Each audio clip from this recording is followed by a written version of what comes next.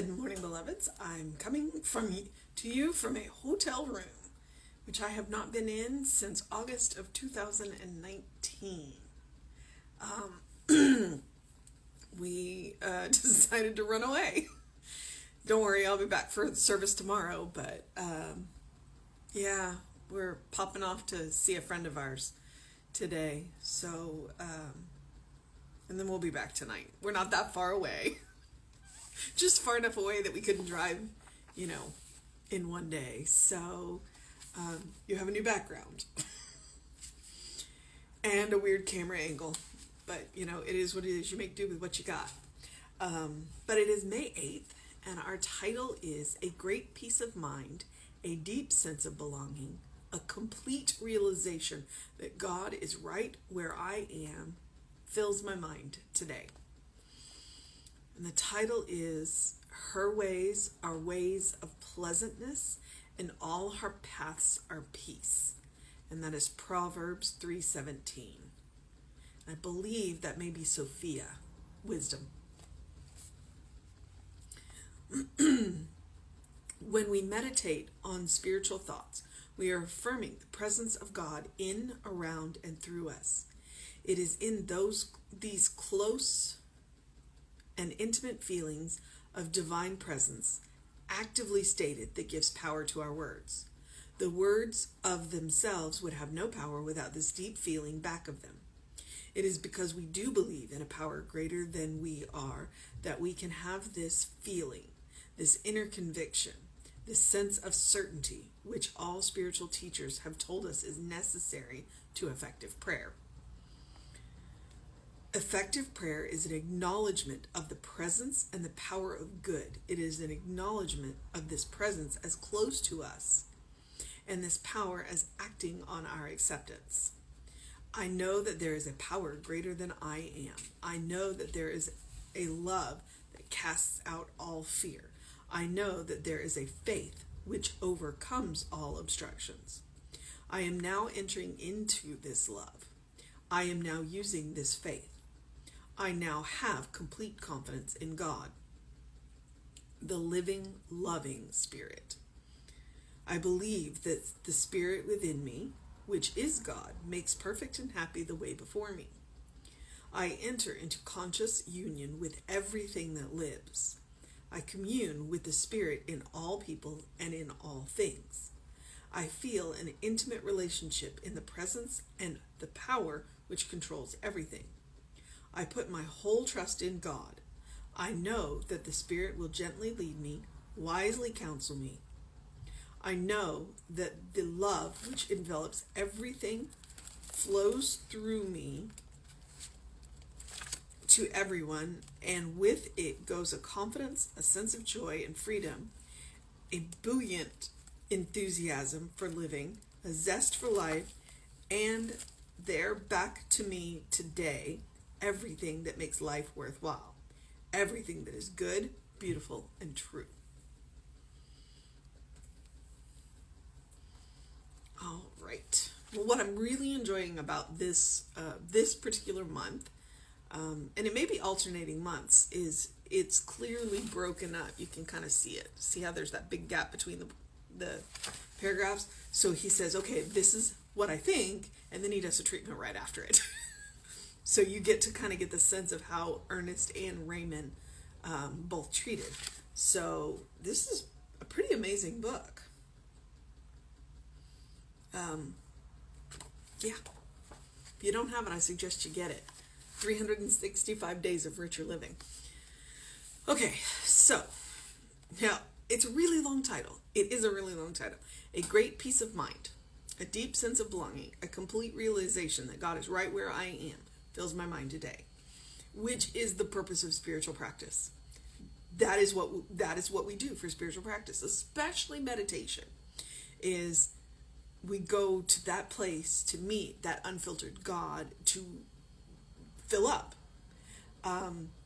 We talk about cups in a couple of different ways. We talk about if your cup's too full, you can't learn anything new, so you need to pour that cup out. But then we have another cup that we talk about where you can't pour from an empty cup. if you have nothing left, you have nothing to give.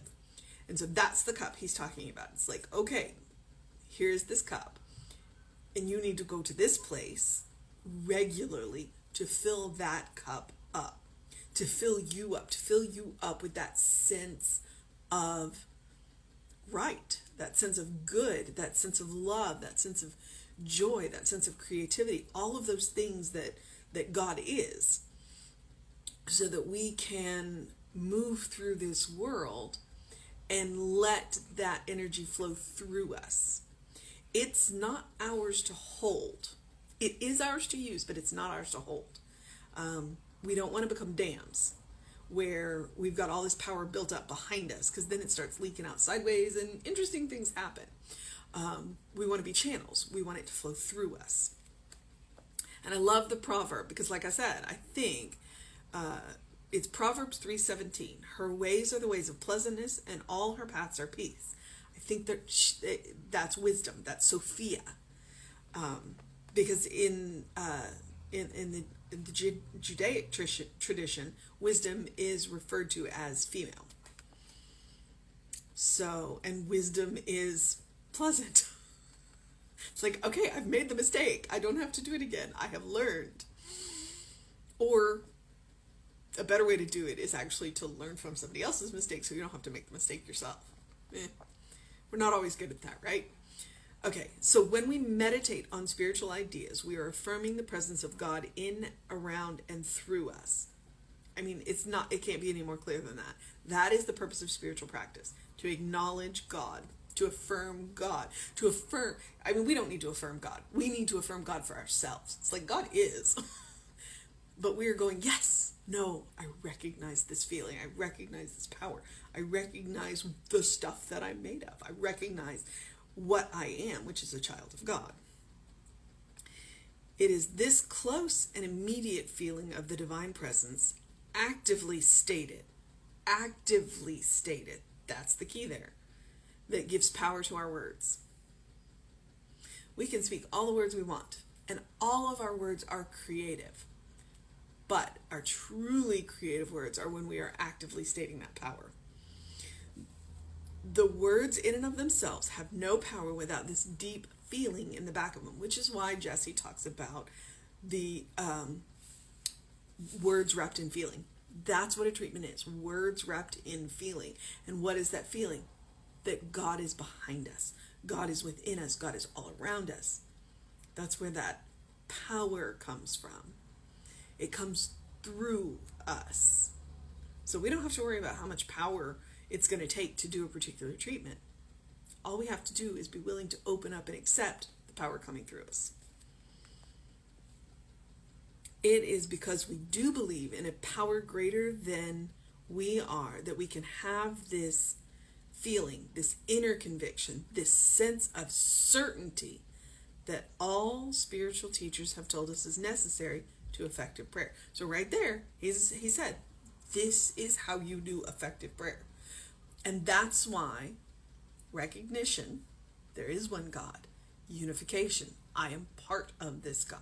The first two steps of treatment are so important.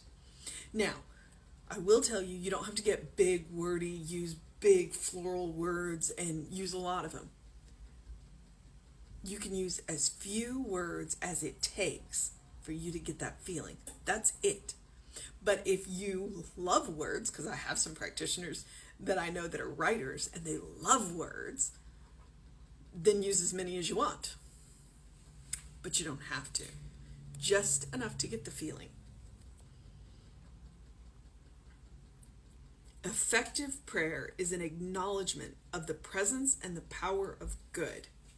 It is the acknowledgement of this presence as close to us and this power as acting on our acceptance. And there, right there, acting on our acceptance.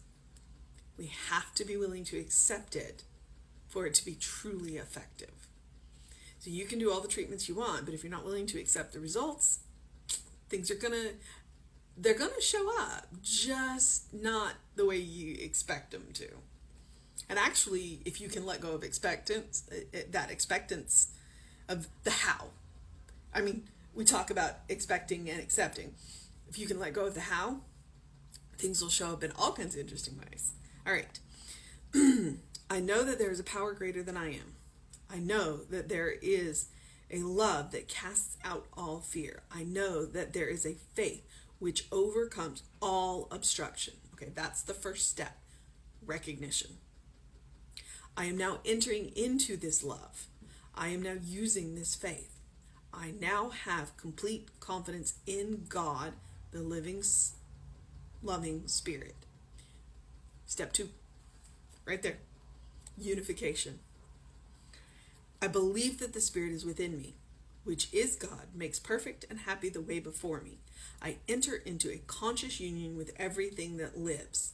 Now that is still kind of step 2, but also moving into the realization. Because in this thing, what the realization is recognizing God all around us.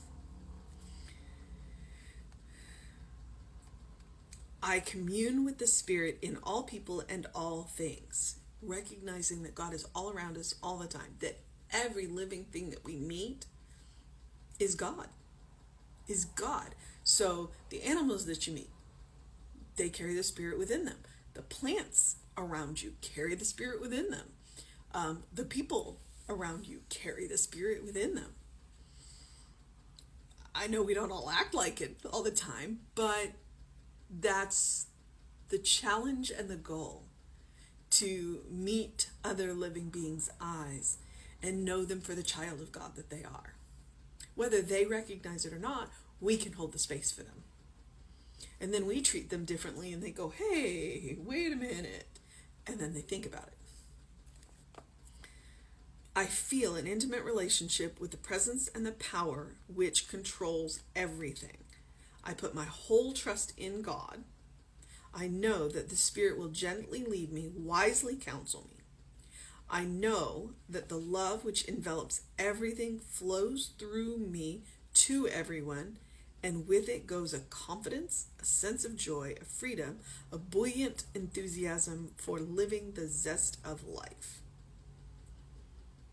So I know that the Spirit will gently lead me and wisely counsel me. If I'm open to it, it will always do this. And it will do it in unusual and unexpected and beautiful ways. And I also know that the love that wraps around everything flows through me. And the love flowing through me carries all these amazing qualities with it. The confidence, the joy, the freedom, the buoyant enthusiasm for the zest of life. You know when you meet people like that, you know people, even if they don't use the same words that you do, they don't use the same names that you do for God, you know those people. They feel good to be around, and you feel good when you walk away from them, because the love of God is flowing through them. And those are the people that you want to be around. And all they're doing is being who they are. That's all that's ever asked of you. Be who you are. Be that beautiful, loving, harmonious, joyful child of God. Godling. And there, back to me today, everything that makes life worthwhile, everything that is good and beautiful and true. And that is the payoff for knowing God, for letting God flow through you. So our mission, should we choose to accept it today, is to enter into a conscious union with everything that lives.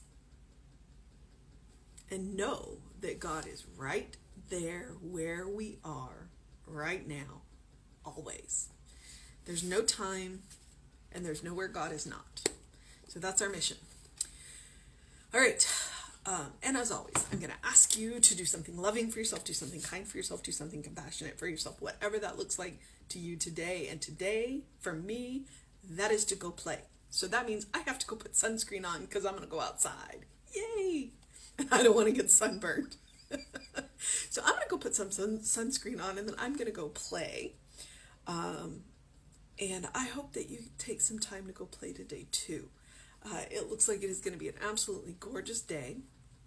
So I encourage you to go get a little sunlight first thing on your face. Do something to engage your mind and your body. Get some fresh air. And along with that, a fresh perspective. You are a beloved child of God in whom God is well pleased always and forever. Always and forever. So open the windows of your soul. Allow that breath of heaven to remind you you do live in heaven now. You've always lived in heaven. It is up to you to look around, to see it, to feel it, to know it. And the more you look, the more you see, the more you see, the more there is. And that's how we make a world that works for everybody. All right, beloveds, have a wonderful day. And know, Reverend David will be on Facebook Live around 5 p.m. with you. I will be back at 9 a.m. with you. And we will have an amazing service with amazing music right here on Facebook Live at 11 a.m. tomorrow. Do what you need to do to make it a wonderful day and know that you are loved.